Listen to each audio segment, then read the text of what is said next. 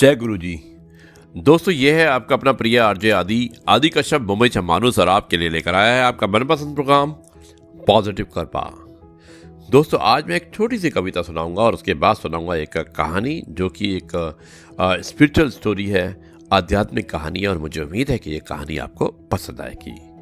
शुरुआत करता हूँ एक छोटी सी कविता की जिसका शीर्षक है मैं जिसे ओढ़ता बिछाता हूँ। शुरुआत करता हूँ इस कविता की। दोस्तों, मैं जिसे ओढ़ता बिछाता हूँ वो गज़ल आपको सुनाता हूँ। ये एक मेरे दोस्त हैं दुष्यंत कुमार जिन्होंने लिखी है और मुझे उम्मीद है कि आपको कविता पसंद आएगी। मैं जिसे ओढ़ता बिछाता हूँ वो गज़ल आपको सुनाता हूँ। एक जंगल है तेरी आंखों में, मैं जहाँ राह भूल जाता हूँ। तू किसी रेल सी गुजरती है, मैं किसी पुल सा थलकता हूँ।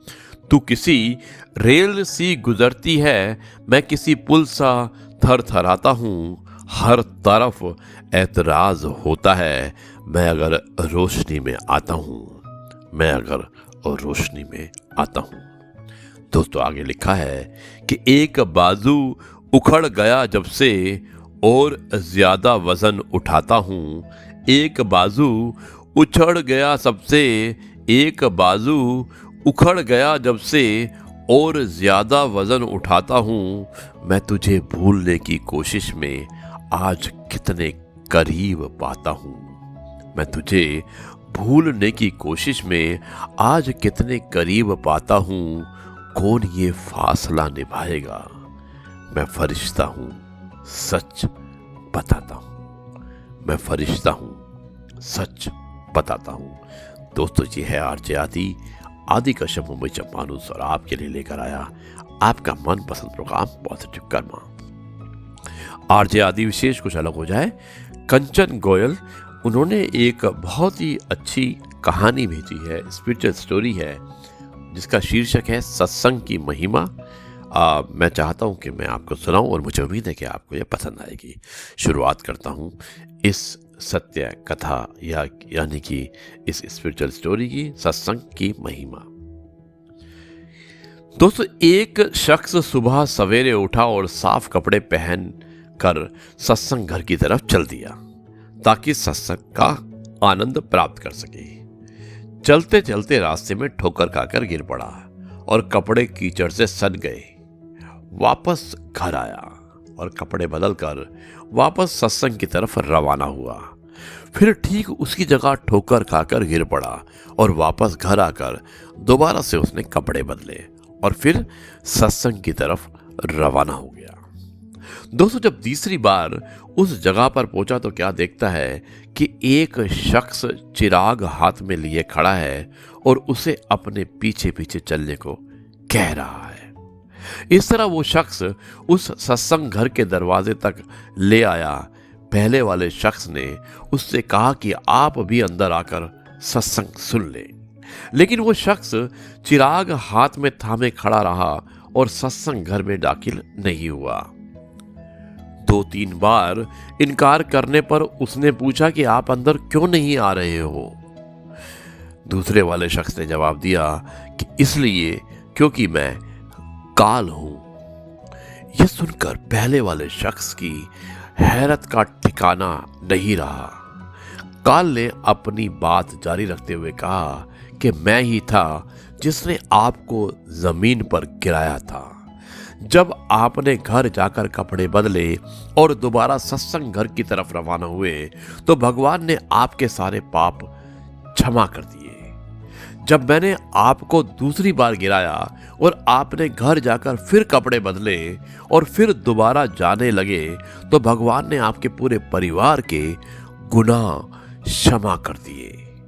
मैं डर गया कि अगर अब की बार मैंने आपको गिराया और आप फिर कपड़े बदलकर चल गए तो कहीं ऐसा ना हो कि वे आपके सारे गांव के लोगों के पाप को क्षमा कर दे। इसलिए मैं यहां तक आपको खुद पहुंचाने आया हूं।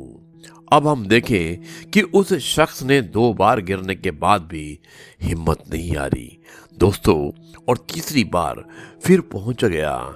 एक हम हैं कि यदि हमारे घर पर कोई मेहमान आ जाए या हमें कोई काम आ जाए तो उसके लिए हम सत्संग छोड़ देते हैं, भजन जाप छोड़ देते हैं। ऐसा क्यों? क्योंकि हम जीव अपने भगवान से ज्यादा दुनिया की चीजों और रिश्तेदारों से ज्यादा प्यार करते हैं, उनसे ज्यादा मोह करते हैं। इसके विपरीत वो शख्स 2 बार कीचड़ में गिरने के बाद भी तीसरी बार फिर जाकर कपड़े बदलकर सत्संग घर चला गया। क्यों? क्योंकि उसे अपने दिल में भगवान के लिए बहुत प्यार था और वो किसी कीमत पर भी अपनी बंदगी का नियम नहीं तोड़ना चाहता था। इसलिए काल ने स्वयं उस शख्स को मंजिल तक पहुंचाया जिसने कि उसे 2 बार कीचड़ में गिराया और मालिक की बंदगी में रुकावट डाल रहा था, बाधा पहुंचा रहा था। दोस्तों, इसका कथासार यही निकलता है कि हम जीव भी जब भजन सिमरन पर बैठे तब हमारा मन चाहे कितनी ही चालाकी करे या कितना ही बाधित करे, हमें हार नहीं माननी चाहिए और मन का डट कर मुकाबला करना चाहिए। एक ना एक दिन हमारा मन स्वयं हमें भजन सिमरन के लिए उठाएगा और उसमें रस भी लेगा।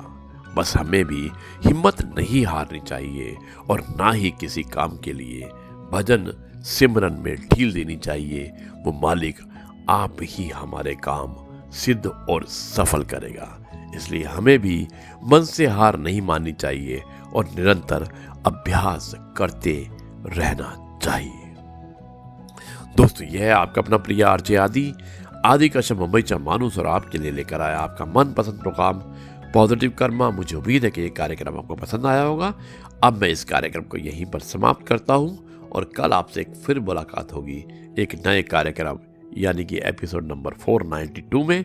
आपको बहुत ही जल्द करता हूँ मैं मुलाकात। तब तक के लिए कहता हूँ नमस्कार, जय हिंद, वंदे मातरम, भारत माता की जय, जय जवान, जय किसान।